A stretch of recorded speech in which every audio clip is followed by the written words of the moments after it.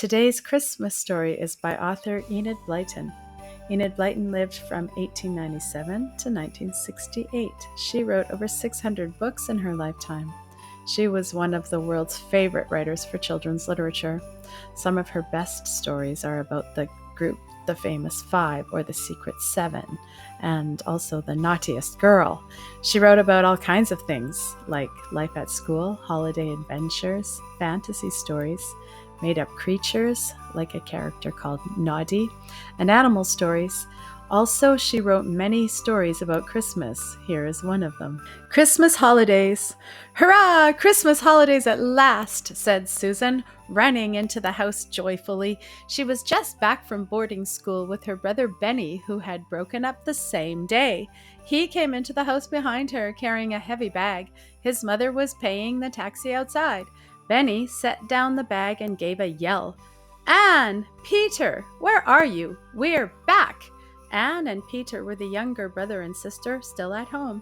They came tearing down the stairs and flung themselves on Benny and Susan. Oh, welcome back! You're earlier than we expected. Do you know we're going to the pantomime on Boxing Day? Are there any Christmas cards for us? Said Susan. Have any come yet? Oh, I do love Christmas time. Yes, the Christmas holidays are the best of all, said Benny, going off to help his mother with more luggage. Presents and puddings and stockings and cards and Christmas trees and pantomimes. It's a lovely time. There are lots of cards already, said Peter. We haven't opened yours, Susan, or Benny's, and Mum's ordered a fine Christmas tree, and we've stirred the Christmas pudding and wished. It's a pity you weren't here to wish, too. You haven't got any decorations up yet, said Susan, looking around. I'm glad. I do so like to help with those. I don't like you to begin Christmas customs without me here. I like to share in them all. That's why we waited, said Anne, jumping up and down. We wanted you and Benny to share. What fun we shall have. The luggage was brought in and taken up to the children's bedrooms. Susan went once more into the room she shared with little Anne, and Benny ran into the one he shared with Peter.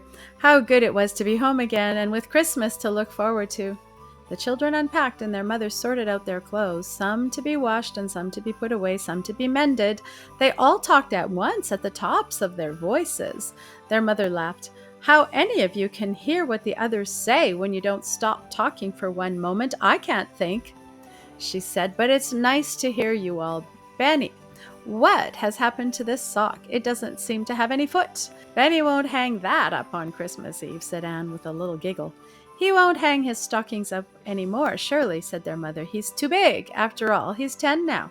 Well, I'm going to, said Benny, firmly. I don't see why I shouldn't, just because I'm 10. It doesn't matter whether I believe in Santa Claus or not. I can still hang up my stocking, and I know it will be filled. So there, Mummy. All right, Benny, you hang it up, said his mother, still wondering how it was Benny's sock had no foot. It's nice to keep those old Christmas customs. There are such a lot of them. There are, aren't there? Said Susan. I wonder how they all began, Mummy. Why do we hang up our stockings? Who first thought of that? I really don't know, said Mother. And why do we put up holly and mistletoe, said Anne. Holly's so prickly. It's a silly thing to put up, really, I think. And why do we kiss under the mistletoe? Oh dear, I don't really know, said Mother. These customs are so very, very old, goodness knows how they began. Well, I know how Christmas began, said Anne. It's the birthday of the little Christ. Mummy, are you going to tell us the Christmas story as you always do on Christmas Eve? Would you like me to? Said Mother. Oh, yes, said all the children at once. Mum, that's one of our customs, said Susan. It's not a very old one, not nearly as old as the customs we keep at Christmas time. But it's a very nice family custom of ours, and we'll go on with it. And we'll choose carols and sing them too, said Anne. I like carols better than hymns. They're much merrier, aren't they? Very well, said Mother. We'll keep up our family customs this Christmas as usual, carols on Christmas Eve and the Christmas story, and then off to bed and to sleep whilst Santa Claus comes down the chimney, very secretly and quietly, to leave his presents, said Anne. It's funny he should hate to be seen giving his presents, said Peter.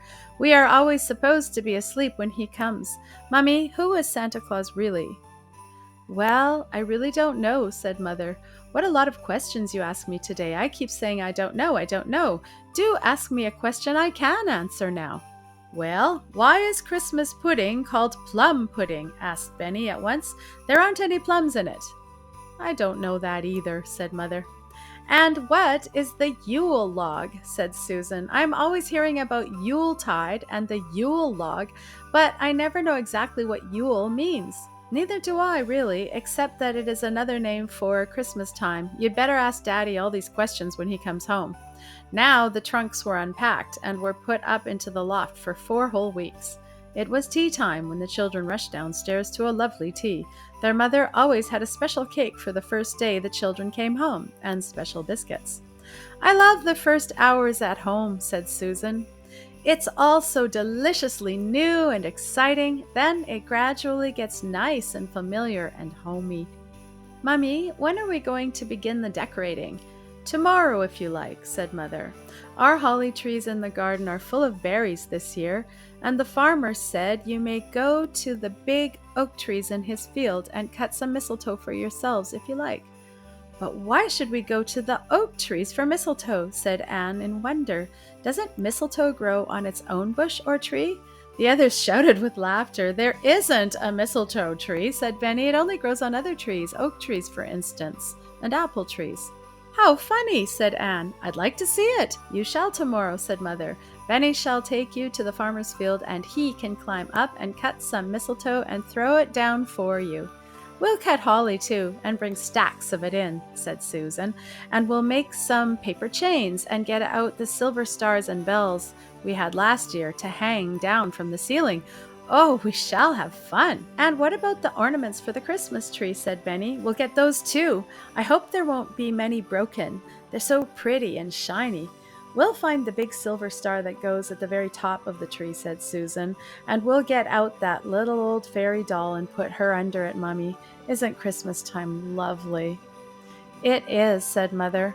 Well, you children will have plenty to do these few days before Christmas. If you are going to do the decorating of the house, the dressing of the Christmas tree, the sending of cards, and the buying of presents.